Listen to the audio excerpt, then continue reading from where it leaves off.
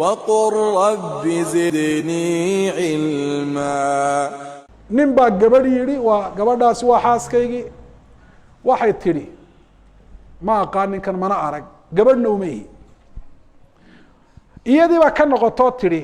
been baan sheegay maalintii kiiskawaal baan waday waa ninkaygii waa la aqbalaya ka noqoshadeeda waayo waa xaq uu ku lahaa oo ay dafirtay oo haddana ay qiratay xaga kale u wareeg gabadh baa nin tiri waa ninkaygii maaha ma ihi buuri xaaskaygii maaha ana cadayna ma jirto ilaa caddayn jirto caddaynta la raacaya dafiraad waxba tari mayse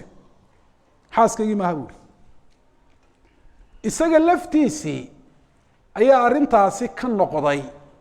uri waan iska hadlayey waa xaaskaygii noqoshadiisaasi anfici mayso sidaa uu yihi xaaskaygii maaha reer yurub bay hawli u taallaa ragga aan loo ogolayn laba dumar guursadaan maalmo dhexdii xataa la weydiinayay nin baa wuxuu ku leeyahay nin baa gabadh labaad guursaday gabadhii horaa ku hinaastay haddii uu yidhaahdo waxa weeyaan gabadh labaad baan guursaday dee lama ogolo waa la xidhaya marka hadduu yidhaahdo ka warama gabadhan dambe xaaskaygii maaha hadhow macana ma ka noqon karaa ma odhan karaa waa xaaskaygii oo saa xaaskiisii ma ku noqonaysa iyada raac maya kuma noqonayso wuxuu doonaya ku saabay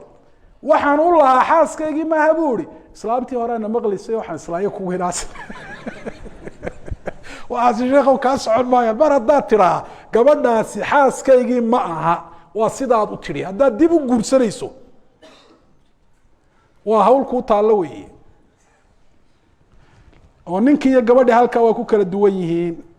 wallahu aclam وصلى الله على نبينا محمد وعلى اله وصحبه وسلم تسليما كثيرا. قال النبي عليه الصلاه والسلام لا يزال لسانك رطبا من ذكري ما دونيسا اعماشي wanaagsan dhamin ku fudaato faral iyo sunnada ma doonaysa xumaanta naftaada inaad ka reebto aad ka goysaare ku fudaato carabkaaga xuska ilaahay ka qoyanaado ana kun mukthira min dhikri allah waxaad noqotaa qof farabadinaya ilaahay subhanahu wa ta'ala xuskiisa asalu allah alazim rabb al'arsh alazim an yu'inana jami'an ala islahi anfusina wa an yaghfira lana wa li abaina wa ummahatina وللمسلمين والمسلمات وصلى الله على نبينا محمد وعلى آله وصحبه وسلم تسليما كثيرا.